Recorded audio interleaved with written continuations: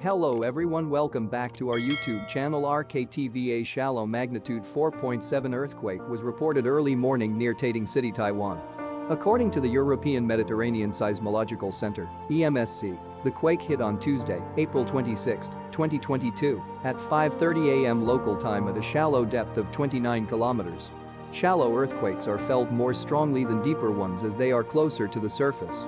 The exact magnitude, epicenter, and depth of the quake might be revised within the next few hours or minutes as seismologists review data and refine their calculations, or as other agencies issue their report. Please like, subscribe and share our YouTube channel for more update. Thanks for watching.